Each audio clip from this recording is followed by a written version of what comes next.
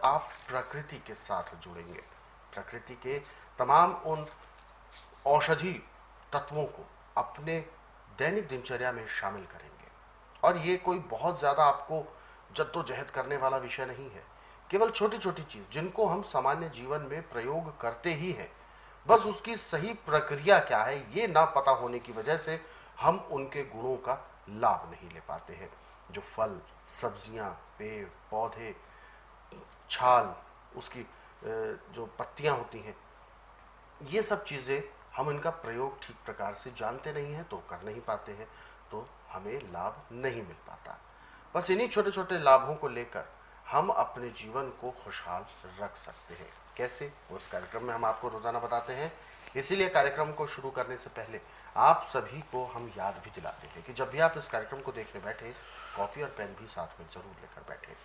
तो दर्शकों, आज के इस अंक में हम एक महत्वपूर्ण विषय पर बात करेंगे, तो कार्यक्रम को ध्यानपूर्वक देखें, सुने और उसे अपने जहन में उतारने का प्रयास अवश्य करें। तो चलिए आगे बढ़ते हैं और शुरू करते हैं आज के इस मुख्य विषय पर चर्चा। गुरु जी, आज के इस अंक में हम एक ऐसे मीठे स्वाद वाले फल के बारे में बात करेंगे जिसको हम आज तक स्वाद के लिए जानते थे, अंगूर। कहते हैं अंगूर रस भरा एक ऐसा फल होता है जिसको कोई भी ना नहीं कर सकता। बच्चे को भी पसंद होता है, बूढ़े को भी और जवान को भी, हर किसी को ये फल बहुत पसंद आता है। परंतु उसके गुणों के बारे में अक्सर लोग नहीं जानते हैं कि इसके गुण क्या क्या होते हैं, केवल स्वाद के लिए खाते हैं। तो आज के इस अंक में मैं आपसे जानना चाहूँगा, क्या अंगूर में वास्तव में कोई गुण होता भी है कि नहीं? देखिए, अंगूर के अंदर बहुत गुण है। अच्छा। और अंगूर से किशमिश बनती है, इसी से मनक्का बनता है। और ये दो रंगों में पाया जाता है। अच्छा। हरे रंग में और काले रंग में। और काले रंग में। और गुणों में कोई कमी नहीं है। अंगूर खाने वाले को चेहरे पे हमेशा गुलाबी चमक रहती है। ना तो लीवर को इसमें कष्ट करना पड़ता है पचाने के लिए, न पैंक्री को इंसुलिन बनाने के लिए, न पित्ते में तेजाब बढ़ता है, न गुर्दा इसको अस्वीकार करता है, तिल्ली भी इसको स्वीकार करती है। तो जिनको हमेशा खून की कमी रहती है, जिनको थैलीसीमिया, उनके लिए अंगूर तो एक किस्म का अमृत है। अब निर्घाटु में लिखा है, जो खाए अंगूर उस पर नजर रहे दस्तूर। यानी आदमी की नज़र लग जाती है उस पर, तो दुआ करते हैं कि उस पर नज़र न लगे। जैसे छोटा बच्चा होता है, नर्स से बचाने के लिए उसको जगह जगह काल के टिक्के लगाए जाते हैं। ऐसे इसमें बुरी नर्स से बचने वालों के लिए लिखा है कि अंगूर आप कभी भी खा सकते हैं, बल्कि अंगूर का छिलका नहीं, इसका रस निकाल के पिएंगे तो और भी ज़्यादा लाभ होगा। और अंगूर पेट में जाने के बाद ना तो लीवर को मेहनत करनी पड़ती है, न पैंक्री को ज़्यादा दिक्कत आती है, और गुर्दा भी फटाफट सफाई करके तिल्ली को देके तिल्ली स्वीकार करके दिल को देती, दिल को ऑक्सीजन मिलती है, खून जल्दी बनता है। तो अंगूर पैर के तलुए से सिर के बाल तक के हर एक अंग को ऐसे साफ करता है जैसे मैले कुचैले कपड़े को गर्म पानी में सोडा में उबाल करके उसको बिल्कुल साफ कर देते, ऐसे अंदर से शरीर को साफ करता है। पाचन शक्ति को बढ़ाता है, आँखों की दृष्टि को तेज करता है, बालों में चमक लाता है, और जिसके उम्र से पहले बाल सफ़ेद होना शुरू हो जाते उसको रोक देता है। ये इसके अंदर की काबिलियत है। और अंगूर में एक सबसे बड़ी विशेषता ये है कि ये सड़ता नहीं है ज़्यादा। और इसको जब किशमिश से या मनक्का बनाया जाता है तो इसके तरीके आप घर में भी बना सकते हैं। ऐसे तो मशीनों से आई है, कि आप किसी बर्तन के अंदर रखें जो इसमें जाली हो बर्तन में, और नीचे पानी रखें जिसकी भाप लगे इसको। अच्छा।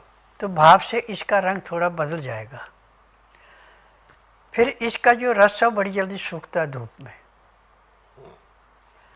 तो इसको भाप देके जब ये थोड़ा मुलायम हो जाता है, ऐसे टाइट होता है, तो इसको वहाँ से निकाल के और गुच्छे से एक एक दाना करके आप चादर पे रख के धूप पे सुखाते हैं। 2 या 3 दिन में वो छोटा है तो किशमिश बन जाती है, बड़ा तो मुनक्का बन जाता है। मुनक्के में बीज होता है, किशमिश में बीज नहीं होता, और दोनों तरफ से लाभ करती है। जब तक अंगूर है तब तो आप इसका जूस बना के पी सकते हैं। जब आपने इसको किशमिश बना लिया या मुनक्का बना लिया तो दूध में उबाल के या पानी में भिगो के भी खा सकते हैं। पानी भी इसका जो जिसमें भिगोया वो भी मीठा हो जाता है, वो पानी भी फेंकना नहीं पड़ता। अच्छा, ये इसका लाभ होता है। हाँ गुरुजी, जैसे कि आपने मुनक्के के लिए बताया, कहते हैं मुनक्का जो होता है उसकी जो तासीर होती है बहुत गर्म होती है, ऐसा माना भी जाता है। तो इसका कैसे हम प्रयोग करें? देखिए, अंगूर छोटा और बड़े के बीच का फर्क है। अच्छा।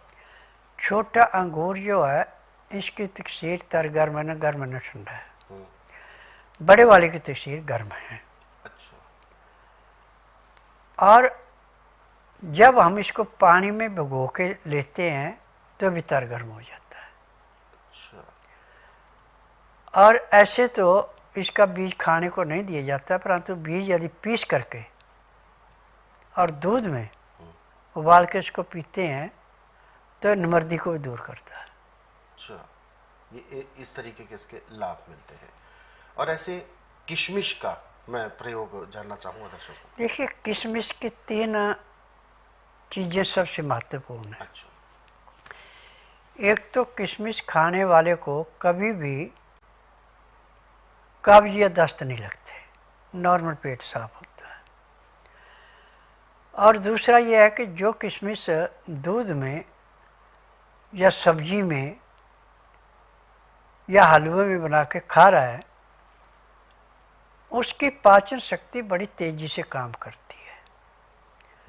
यानी लीवर को काम करने के लिए किशमिश मजबूर कर देती है। और एक इसका सबसे बड़ा फायदा यह है कि किशमिश खाने वाले की आंखों की ज्योति कभी भी कम नहीं होती। अच्छा, किशमिश से इतने लाभ मिलते हैं। हाँ, कहते हैं कि किशमिश को दूध के साथ खाने में ज़्यादा लाभ मिलता है या सूखा खाने से ज़्यादा लाभ? नहीं, सूखा तो नहीं खाना चाहिए। अच्छा। या दूध में उबाल के लो या पानी में भिगो के लो, वो आपकी इच्छा है। अब ऐसे खाते हैं तो चबाई नहीं जाती पूरी। अच्छा। थोड़ी ऐसे सटकी जाती है, तो उसमें इसका जूस अंदर कम निकलता है। अच्छा, तो मतलब उतना लाभ नहीं मिल पाता जितना मिलना चाहिए। हाँ, तो इसीलिए कहते हैं कि किसी ना किसी चीज़ में इसको उबाल कर या भिगो कर ली जाए। बिल्कुल।